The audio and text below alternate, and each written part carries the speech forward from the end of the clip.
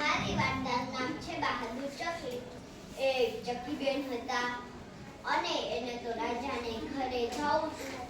ચકીબેનને તો વિચાર આવ્યો કે રાજાને ઘરે મારે જવું છે. તો ચકીબેન તો છોડેક આગળ ચાલ્યા. એને તો મોરબાઈ મળ્યા. મોરબાઈ કહી, ચકીબેન ક્યાં રહ્યા? ચકીબેન કહે, રાજાને ઘેર જવાથી, દાણા દાણા ખાવાથી, ફુવારામાં નાવાથી, રાણીના ખોળે હિચકવાથી. પછી એને તો એમ કહ્યું અને મોરબાઈ કહે, તમને રાજાથી બીક ના લાગે? તો ચકીબેન કહે, બીએ મોટા રાજા બીએ મોટા પાટા, હું તો બહાદુર ચકલી, હું સીધે બીયું. પછી મોરબાઈ તો ખુશ થઈ ગયા અને એને તો એક પલટી આપી દીધી અને એ તો આગળ ચાલવા માંડ્યા. એનો તો ટુકડો મળ્યો. મોરબાઈ કહ્યું, ચકીબેન ક્યાં હતા? ચકીબેન કહે, રાજાને ઘેર જવાથી, દાણા દાણા ખાવાથી, ફુવારામાં નાવાથી, રાણીને કે હિચકવાથી. પછી એને તો એમ કહ્યું અને કુકડાભાઈ કહે, તમને રાજાથી બીક ના લાગે?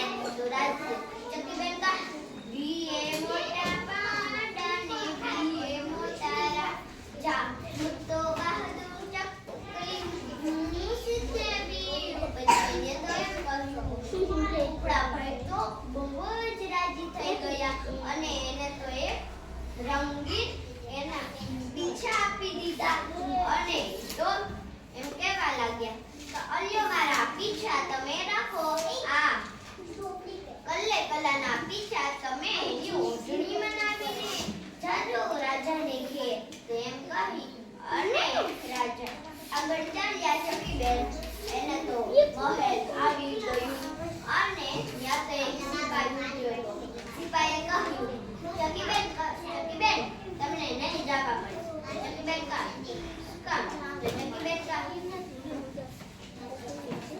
ચકીબેન કહે, રાજાને ઘેર જવાથી, દાણા દાણા ખાવાથી, ફુવારામાં નાવાથી, રાણીને હિચકવાથી. પછી એને તો એમ કહ્યું અને એ તો સિપાઈ તો બહુ જ રીતે ડરી ગયો અને ચકીને કહ્યું, હું તને નહીં જવા દઉં. પછી એને તો એમ કહ્યું અને સિપાઈએ તો ચકીબેનને તો બહુ જ ખીચ ચડી અને એ તો ચકીબેન તો માથા